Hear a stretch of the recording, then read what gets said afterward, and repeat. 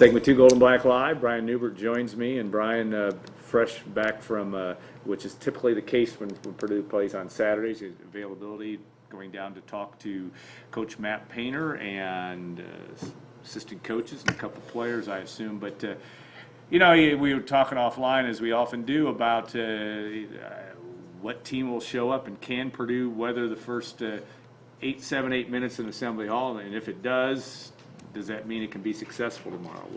What's your thoughts? We can mime the rest of the show. It's kind of been the story of the season where Purdue eviscerates a good team at home, just destroys them. Yeah. I mean, lays waste to them in every sense of the term. And you think, all right, hey, perhaps things are clicking here. Yeah. And then they go on the road, and then those first 10 minutes are just an abject disaster. And that's why some of these games, Virginia, Michigan State, Wisconsin, and now Iowa, they don't really mean as much other than the line on the resume, which obviously is very important at this stage of the season. They're all important until they're shown to mean more than they actually are in a vacuum. Purdue has to parlay success somehow, some way, from home to the road. And basically, what you're doing tomorrow is you're going into a place where IU typically plays 100 feet over its head in those first 10 minutes of games, and Purdue typically plays with its head between its legs in those first 10 minutes. So it's really, really that's kind of the powder keg here is how Purdue starts this game. It's hard enough to win in Bloomington when all things are equal. If Purdue doesn't come out with a measure of energy, a measure of poise, whatever that missing intangible is in those first 10 minutes of these road games, Purdue needs it desperately tomorrow. Yeah. Brian is, if you haven't seen them, obviously his rap video post games are definitely worth a watch, but also I enjoy his Gold and Black Express when he's usually driving in his car either back home or to his hotel after a game. I'm not sure how, especially after the icy conditions on Tuesday night. You did a great job of bringing that. Were there any dicey moments on the way north? It wasn't too. You mean coming back from the Iowa game home because you were driving? You were talking about. It wasn't too bad. I had to walk a couple blocks to my car. That was really the only probably dicey part. The walk was way worse than the drive. But I will happily take icy roads driving from Mackey Arena to my house over icy roads driving from Purdue to Michigan State to Iowa to wherever. You still have to go to IU. I think you'll be all right this weekend, but Wisconsin, Iowa, and just cross your fingers. I've long said that Big Ten basketball is better than SEC basketball. But those guys who cover SEC basketball have it pretty good this time of year. Yeah, no doubt. We already had one this year at Maryland that got it postponed from our perspective, but obviously that's the way it is in the Big Ten country in the winter. I thought one thing he's talked about after the game that was interesting among many is the Eric Hunter Jr. and Jihad Proctor and their role and what obviously played extremely well against Iowa, and Proctor's making shots, Hunter's making shots. They both made two of the, maybe if things turn for Purdue, two of the biggest shots of the year for Purdue in Evanston in the win over Northwestern.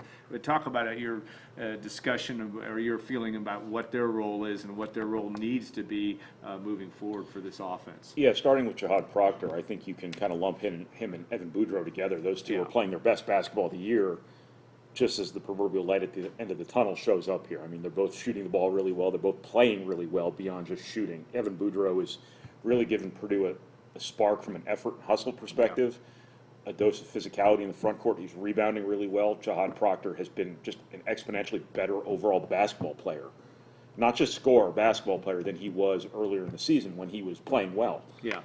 He's defended better than he did early in the season. He's made great decisions with the ball. He's been a good passer. He's done a lot of things. To Eric Hunter, I think, this offense has really struggled to find any measure of consistency all season long. I think what you've seen from him the last 43 minutes or so of basketball especially, just really good decisions with the ball in his hands. Purdue, uses him as kind of their pick and roll ball handler a lot. And he's made great decisions. He's made great passes. Obviously won the Northwestern game with his decision making because he takes the shot on that first ball screen, hits the jumper. That changes the way they defend the second one. makes the pass to Stefanovic for the 3 that wins the game.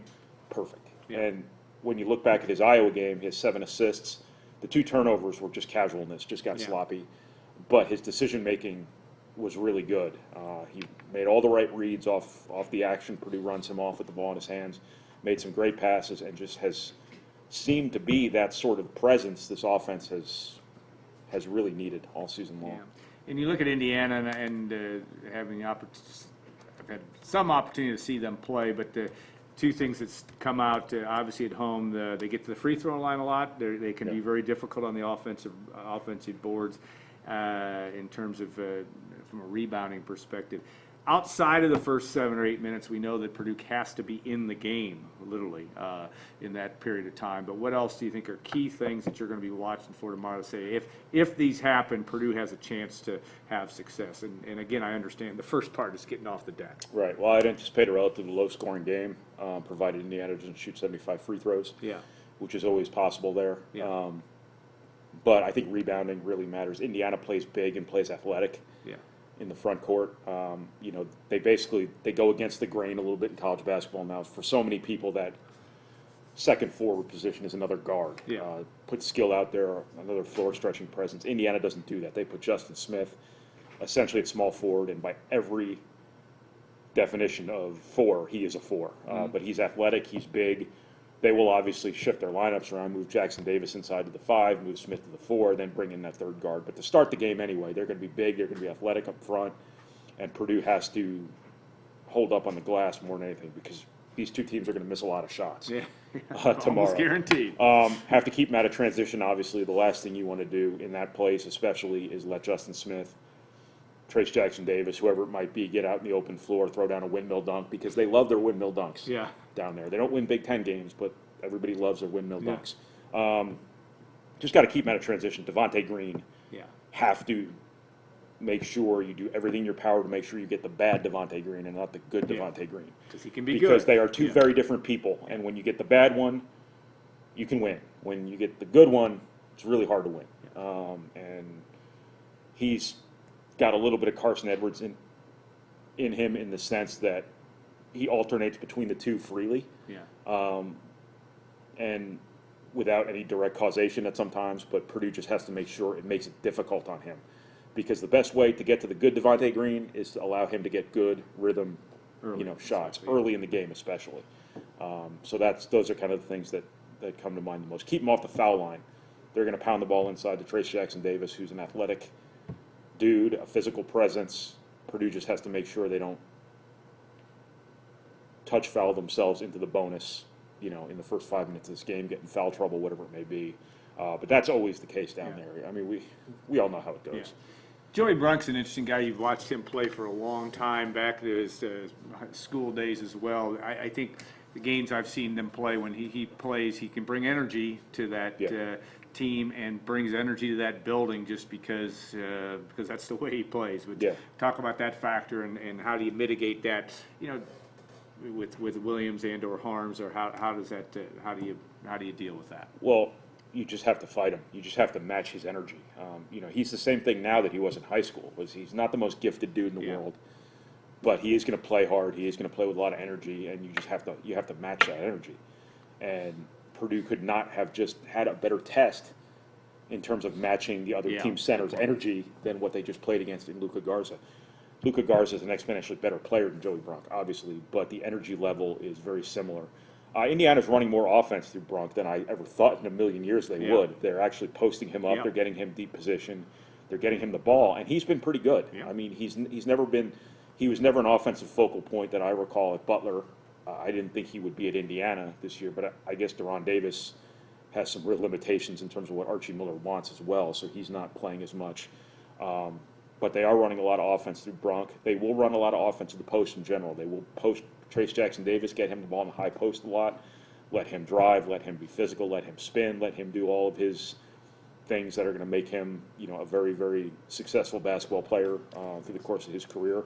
But Purdue just has to match their physicality without fouling, which is the really difficult part in that venue especially. But you also just have to match their energy as well and keep them off the glass the best you can. They're going to get their share of putbacks. They're going to get their share of offensive rebounds. You just have to keep it to an absolute minimum.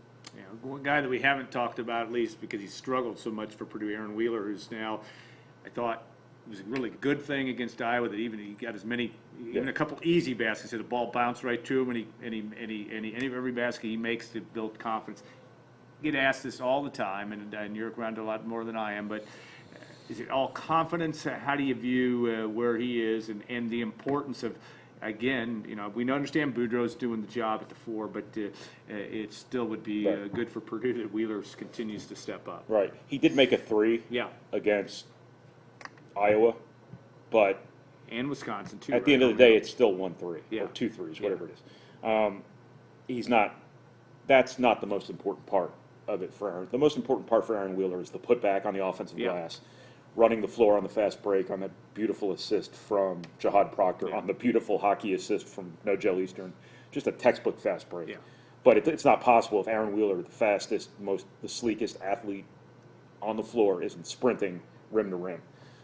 That's his path out of this. His path out of this is being active, using his athleticism, playing with energy, running the floor, being on the offensive glass, being up over everyone on the offensive glass.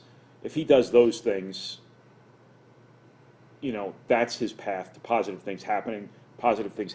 Then that really makes Purdue better, but maybe then that also settles him in as a shooter a little bit. I can't explain his shooting. Yeah, I don't think anybody can. In fact, I think his shot at Michigan is like the face of Purdue's season. Yeah. Where The one that you have a huge 3 on the road that probably wins you a big road game, and it goes 75% of the way down and then out. I can't explain his shooting, but what he does control is that. Running the floor, being on the offensive glass, being detail-oriented defensively, being physical, things like that. That's how he has to get back to being the productive player that everybody figured he would be this season. Yeah. A storyline that we'll be watching, obviously, because this season has been a fascinating one. If not, certainly it's been somewhat predictably unpredictable in terms of what we've seen with Purdue. All right, if you were going to, you don't handicap these games, but the absolute must for Purdue tomorrow, if Purdue's going to pull up, will be an upset because Purdue will be an underdog in tomorrow's game, almost guaranteed. But what do you think if you're going to put your finger on one thing? What is it? Just surviving the first 10 minutes. Yeah. I mean, if you have this game tied through the first 10 minutes of the game, somewhere thereabout, I think that's a win. Yeah. Because you look at what Indiana did to Michigan State in the first 15 minutes of that game, first 10 to 15 minutes. You look at how far ahead they got ahead of Maryland. Mm-hmm. Didn't close it out, but yeah. Didn't close it out, obviously, but they were in position to close that game out. I'm just talking about the way Indiana starts at home. You look at what they did to Florida State so many months ago, which is one of the big dividers between these two teams. Indiana got Florida State. Purdue kind of let Florida State off the hook by missing layups and fumbling the ball and whatnot. That'd be a huge win for Purdue's resume. But anyway, Purdue's just got to get through those first few minutes of the game. They got to rebound. They got to keep IU off the foul line. They got to get easy baskets one way or another. This is going to be a low scoring. This is going to be a rock fight. I mean, this is going to be ugly, most likely. What Purdue's been doing a really good job of lately is its guards attacking quickly, getting easy baskets, or not so easy baskets, getting quick baskets that allows them to sidestep the degree of difficulty that comes with them executing against good defensive teams in the half court. Northwestern's not a particularly good defensive team, although they're a better defensive team than an offensive team. Iowa's a bad defensive team who barely tries. Indiana's a good to better than good defensive team in the half court. Purdue, if they can get some easy baskets, whether it's putbacks, whether it's transition, whether it's just sucker punching them, kind of transitioning into offense, that could go a long way in them pulling an upset. All right, we'll see. It would be an upset. And it would be an upset, absolutely would be. Though Purdue has had unprecedented success, at least for itself, in Assembly Hall, winning the last 3. Purdue's only won 13 times out of 44 times in the history of the building. So we'll look forward to Brian's coverage. He'll have obviously more pre-game, his all that on the site as well, and then obviously is exhaustive post-game report as well from Assembly Hall. So we'll take a 2-minute break, bring in Tom Dienart. We'll close out the show and with a variety of topics, one of them being football, and we'll look forward to doing that on Gold and Black Live.